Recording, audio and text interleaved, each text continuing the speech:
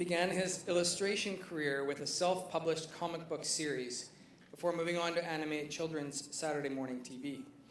His career evolved as a storyboard artist with projects including Romeo Must Die, Dreamcatcher, X-Men 2, I, Robot, Incredible Hulk, and Mission Impossible 4. His move to role as writer, director, and production designer can be seen on films such as Code and The Agent, and his latest films, Pigtail and Tit for Tat, have received multiple awards on the World Festival circuit. In 2008, he began developing his Technopolis comic book series to feature film and is currently shopping it around. Please welcome Adrien Van Viersen.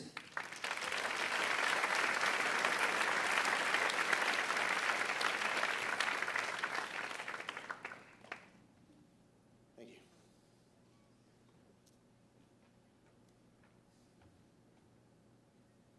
Inspiration. It comes to us in many, many forms. It matures with us, it grows. This was my first inspiration. It was the first thing I learned how to draw. I have no idea why. But it was also the first thing I grew out of. The Adventures of Superman superseded the Volkswagen faster than a speeding bullet. But although it was the first introduction to the character, it was also the first introduction to what would plague me until my early 20s, and that was drawing the human form. I never could quite figure it out. More so than the character himself, it was the creators, the young boys who tried to sell Superman for 5 years. That story inspired me. It inspired me at the age of 8 to write and draw my own comic books. I said that too fast. My sketchbooks became full of crude characters, adventure heroes, and although Superman and their creators were the inspiration for me, I never drew superhero comic books. I was obsessed with the adventure hero, and that was because of my dad. My dad. He was a rock and roller.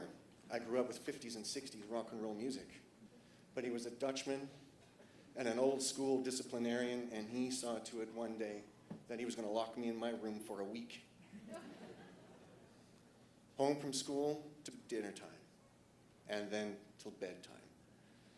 And it was then that I was introduced to Jack Collins' Owl Prowl, and he introduced to me an entirely new world, the 1930s and 40s. It was jazz and big band adventure serials. It was music my father hated. Made me even feel better about it. And speaking of the 1930s, there's an alleyway between Powell and Cordova where they filmed Love Is Never Silent. I was an extra. And transported to the year 1933. It was a transformative experience. And there on that set, I decided I was going to own my own vintage car. Dad was ready to co-sign the loan, no problem. But when I asked him to co-sign a loan for my comic book series, Time City, no. He wasn't going to do that. My fiancée, Kate, did that with an inheritance, something my parents actually tried talking her out of.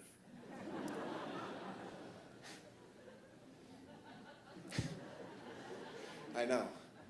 I marketed the hell out of Time City, and this exposure garnered the attention of Ken Stacy, a comic book artist in Victoria.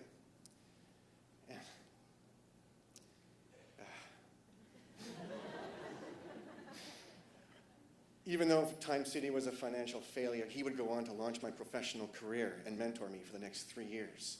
He hired me as his official assistant. And there, at Sanctuary Words Multimedia Corporation, I would meet Richard Hescox. He would teach me paint and color. And Ken would teach me ink and brushing techniques. They would introduce me to the old school illustrators of the early 20th century and the comic book greats. They would introduce me to old school techniques, vintage techniques, and the real craft of making a comic book. I soaked this up like a sponge, and I worked every night practicing my ink skills, and all the while redeveloping the Time City comic book. The pitch for the new Time City comic book is here.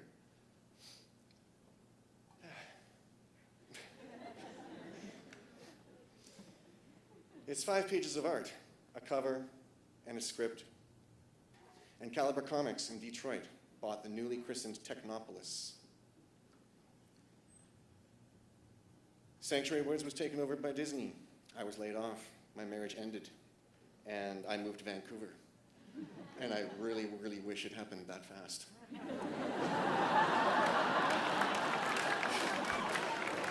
I got hired with a Technopolis pitch at Studio B Productions, an animation company.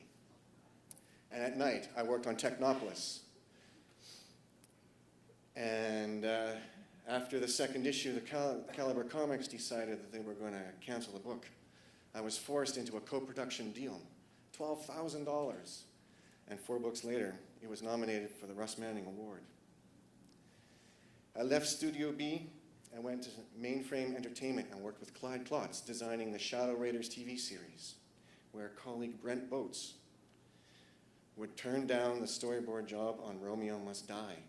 He offered them my name, and in those few seconds, changed my life. Romeo Must Die was like a trial by fire. I had no idea what I was doing. I had never storyboarded a live-action film. I was staying up all night, pulling all-nighters, delivering storyboards that were actually shooting that very morning.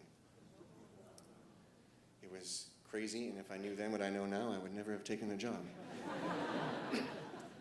Storyboards, for those of you that don't know, are a pre-visual plan that communicates the director's ideas to the entire crew. They can be used to plan stunts and visual effects, as well as formulate accurate budgets for both. And I said that too fast. I'm really trying to pace myself. Storyboarding has inspired me to be my own filmmaker, making 4 short films with producer Brenda Painter. They've played the world over in many festivals. I spent $75,000 on these films, and I loved every minute of it.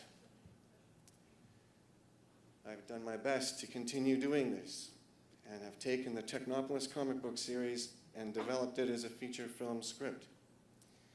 And it proved to me that what inspired me as a young one still inspires me today and will likely stay with me for the rest of my life. And what it really boils down to is this. I'm still doing what I set out to do at the age of 8. And I had a great deal of help getting here. And I owe it to those people to be a better artist. And to that end, I'm drawing a Superman book just for the hell of it. Thank you.